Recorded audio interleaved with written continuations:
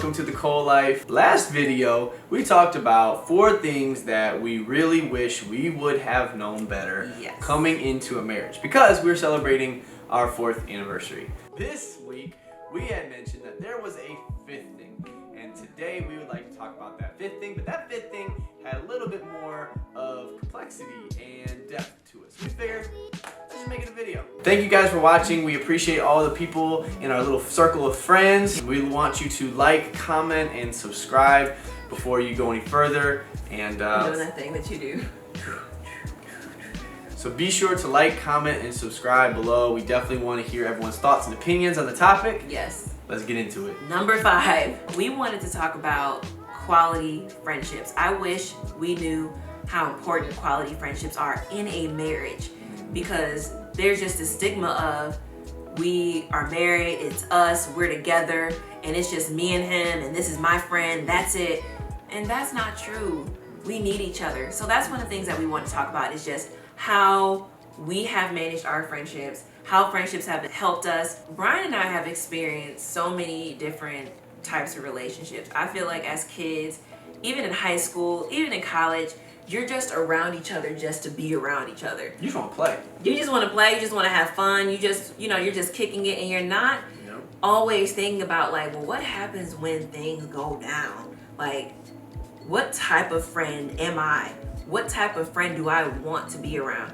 And as you get married, it starts to increase even more as far as the detail of the kind of friends you want to have. And one of the problems that we struggled with was we were so open. Open book, the definition of it. Yes, we were so like, vulnerable. Ask us anything. We were just, we'll tell you all. Yeah, it was like this is me, this is who I am. So I'm not trying to hide me, and people can know who I am to the depths of my being. Yep. And we were like a bear hug. Not the wisest decision. We were like the bear hug that you just kind of like, okay, too much, too soon. Too much, too soon. That was like my tagline. Too much, too soon. But that's how we were. Like we honestly, Brian says he's not a flower child, but we were just like, we want friends, we're open. Yeah. And we realized that wasn't what everybody wanted, and that's not really what we wanted. Because what would happen is we would get so close and so intimate with people that we didn't realize if they were just here just to know what's going on in our business, or they weren't the right fit for us, or they would talk about us behind our back. Because we chose to be open with people that never showed any type of trust. They never showed that they were even qualified to hear this information, qualified to even be around us. And when I mean qualified, that means everybody should have a qualification. And I think that was the important thing for me. I always thought authenticity and, being sincere and telling people all about my story and this and that, I thought that was a good thing. I thought that was like, I'm a trustworthy person, and I trust easy too. And I wouldn't look at people cynically, I would trust really easy. So the problem with that is, like you said, they haven't earned the right to know that information. Right. And I needed to realize that the information I have is valuable, and so I shouldn't be just throwing it around to anyone who comes by who asks a question. That the information about the core of my being, things I've been through, things I've overcome, the way I think, to the depths, like those things are to be cherished in a sense and given to those who have earned the right and shown that they are worthy of knowing that information. Right. And we don't want to seem, this is for anyone, this is not just us. Yeah, this is a general thing, because I think everybody should have levels of friendship. Exactly. I think we have come to this place where what we see, and this may not be everybody, but what we see is that people go 0 to 100. I saw this Will Smith quote where he made a video and he said, I'm at the place in my life where one bad vibe and I'm out. And how old is he? I mean, like 50 something. He's 50 something. At 50 something, he knows who his people are. He knows what's going on. And honestly, I think of it like any dating relationship. As a guy, I pride myself in not being the one that's like clingy or, just like, oh, I just want to learn all about you and here's all about me. Like, that's weird. And when you're dating a woman or a guy, like, that's weird if you give too much too soon. Like, you're not getting a second date, ma'am. Not getting a second date. Not at all. But I didn't think of friendships in that way, because I was doing that, but in friendships. And I didn't realize that just as in dating, you have to progress slowly. You have to develop. You have to build a foundation. You have to learn one another, learn each other in depth. But you have to learn to get to know each other on a deeper level, on a more serious level, and earn trust too. And once that trust is built, then you can start to divulge and talk to each other about things that are more intimate. And I would even say when it comes to doing stuff for people, we've had friends that we would do stuff for people just to show like, hey, we're in this.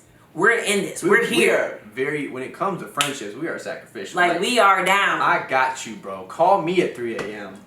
Ride or die. Okay? Well, no. Ride or live? Ride or live. Okay, anyway. But we realized that everybody didn't deserve that kind of access. If you give that access to everybody, then everybody means nothing at the same time. Like there's no quality of people. If we decide like, oh, we do this for everybody, then nobody's important. Nobody's afraid. Everybody's afraid. I feel like one of those old mothers in church should be talking to the young women. Know your value, girl. Like, right. I didn't even know my value. Know your worth. And so one of the things that we learned was, one, we have to place people. And there's levels. In my mind, I like to think of it as a scale, which what I mentioned before is that you have a scale of 1 to 10. Right now, when you first meet somebody, I can have and I'm so big on the atmosphere and feeling people's vibes or energy, whatever you want to call it. And I'm like, I can feel so great. And when I feel like that, y'all know I'm a little bit of a flower child. I'm like, man, we click. Shoot, we just need to hang out more. And I have to realize that they're still at a 1. They're not at a 10.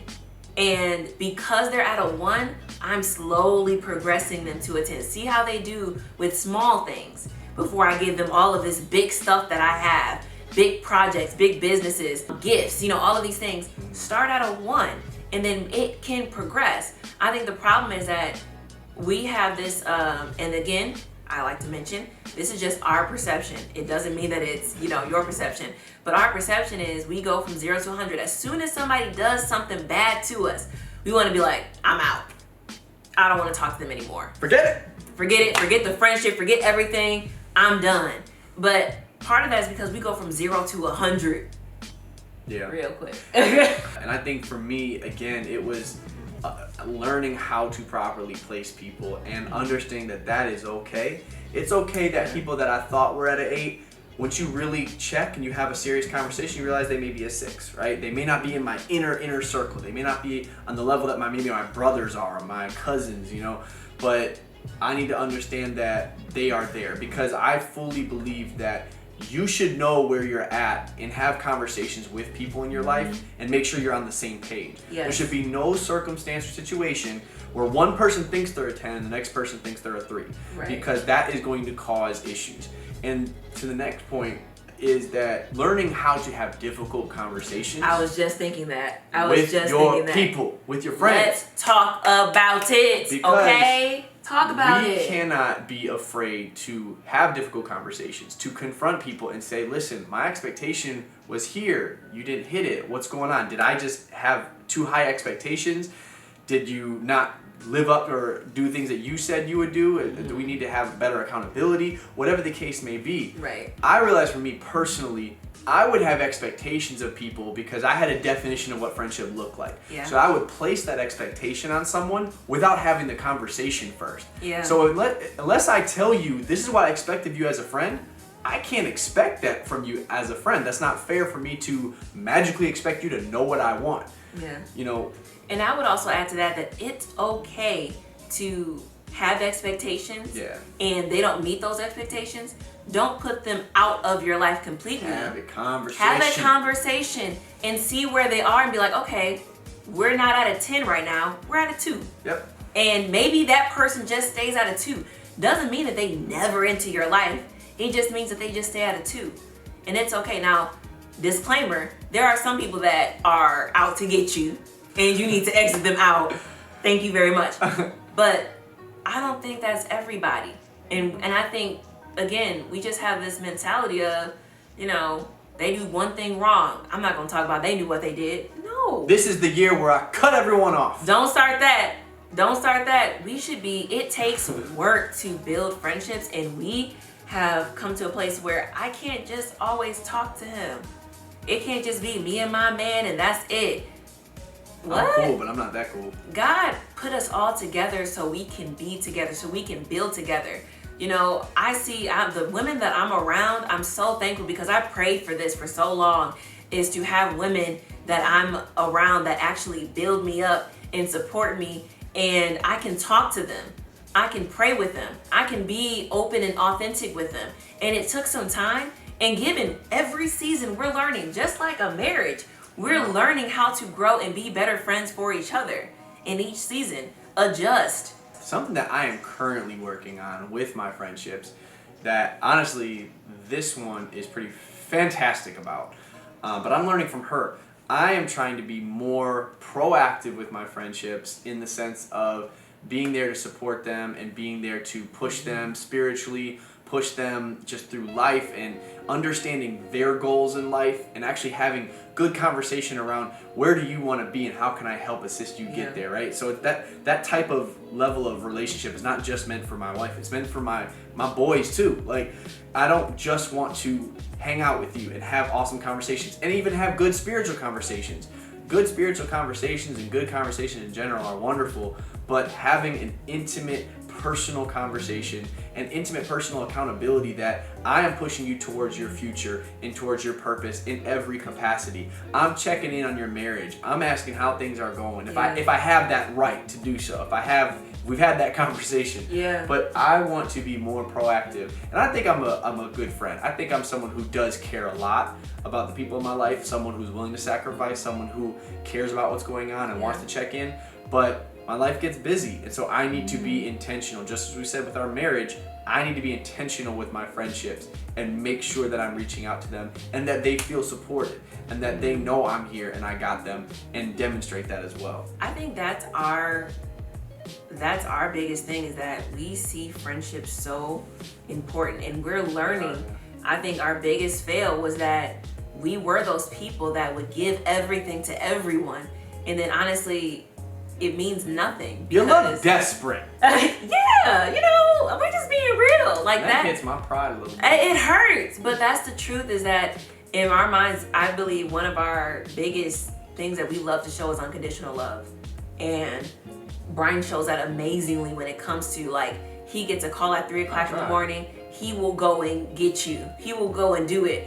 But there's levels of people, because you start to take advantage of yourself, then people don't realize that they're taking advantage because you're just open. You're just there, available. That's one of the things that we have learned, and that's a lot. So I hope that made sense. Tell us what you think. Tell us what you feel friendships look like in a marriage. One of the things that we struggled with was that we were the same kind of people. So the bad thing is, when Brian was getting hurt by a friend, I'm all offended, all upset. I'm like, you need to let this person go because he messing around, he playing too much, he hurt, he's taking advantage of you. Believe that if one of Lexi's friends tried to cut her or say something on the low or backstab or treat her like a dog, trust and believe I'm coming for their life. But let us both talk to each other. We both say the same thing. You know, they're not. I'm sure. Let's give them the benefit of the doubt. Maybe they didn't mean this. Maybe that. I just want to give them a chance. You know, God does. God's unconditional. We have each other's backs like no bit other.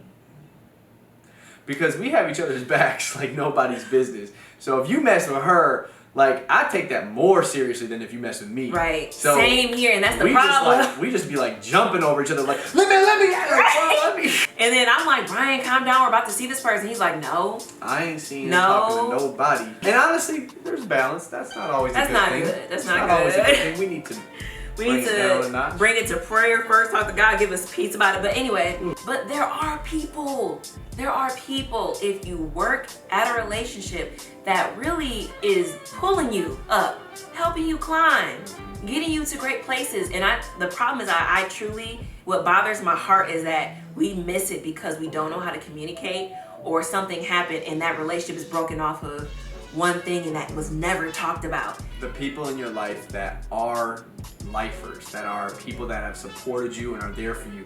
If they do something that hurts you, that doesn't make sense, that is offensive, have those conversations. Have the time and the care to invest in that relationship, knowing that they've been there, they've proven themselves. Don't let those relationships go unless there is just no recovery. Right. We want to hear from you guys. Again, we always say that, but we really do, because we like to have conversation. We want to talk to you. Tell us, like, what kind of friendships do you have? Do you feel it was harder as an adult to have friendships? Did you feel that, oh, this is another one. Did you feel there was an adjustment when you got married? And maybe you had single friends, or ooh, that's a good one. Maybe you had single friends. How did you end up being more with your married friends? We have managed to balance both.